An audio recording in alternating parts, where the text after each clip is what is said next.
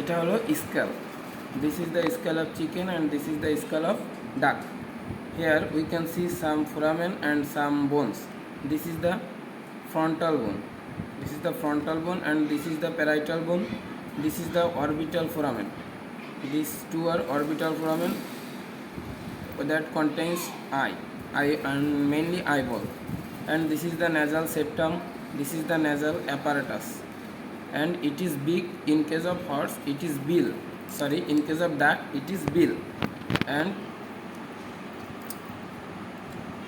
this is the foramen magnum. By this foramen we can easily kill any chicken or duck by pushing empty slings. These all are the vertebral column. There are the three bones. This is scapula, coracoid and this is furcula. These three bones are combinedly known as, in case of avian, is pectoral girdle. Especially this is furcula. This is furcula. In case of mammals this is known as clavicle, two clavicles. But in case of bird these two clavicles are attached by a furcular facet or hypocleidium, so that it is called furcula. This scapula, coracoid and furcula combinedly joined here and makes a canal. It is called trioceal canal. This is called trioceal canal. So this is scapula, coracoid, furcula, furcular facet or hypocleidium, and this is trioceal canal. Here are the two asymmetric bone. These are almost same, so it is humerus and it is femur. By this point we can differentiate them. In case of femur there are two condyles and knuckle shaped condyles present in case of femur, but there are no condyle in humerus. In humerus it is called head of the humerus, and this is the distal part of the humerus. Head of the humerus is connected with the coracoid and scapula or pectoral girdle, and distal part of the humerus connected with the radius and ulna. In case of femur this is the head of the femur and this is the distal part of the femur. It is connected with the tibio-tarsus fibula and it is connected with the pelvic girdle. So this is humerus and this is femur. This is the radius ulna. Ulna is larger than radius, but other mammals radius is larger than ulna.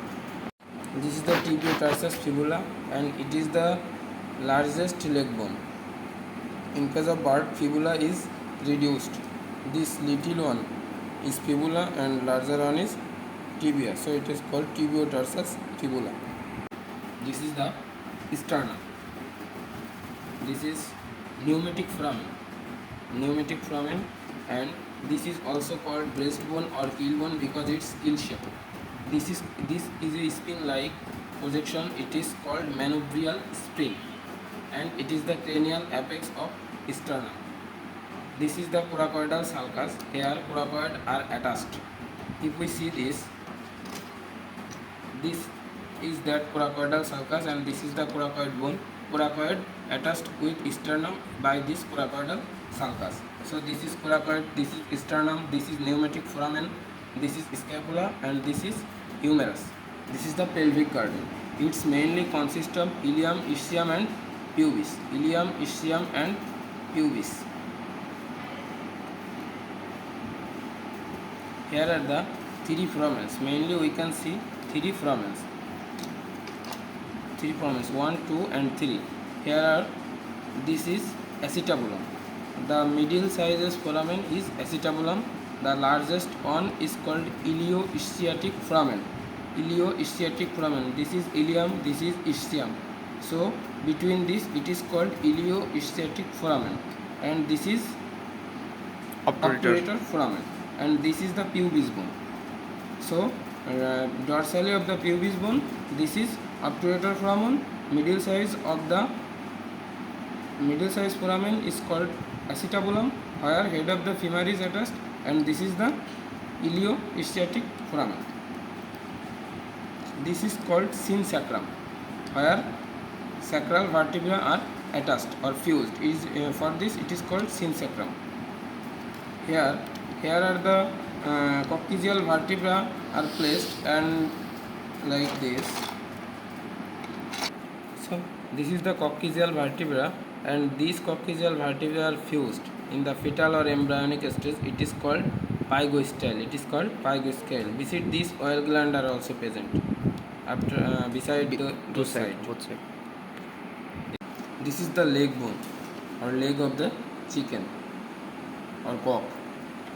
This is the tarsometatarsus and this is phalanges, and it is called spur.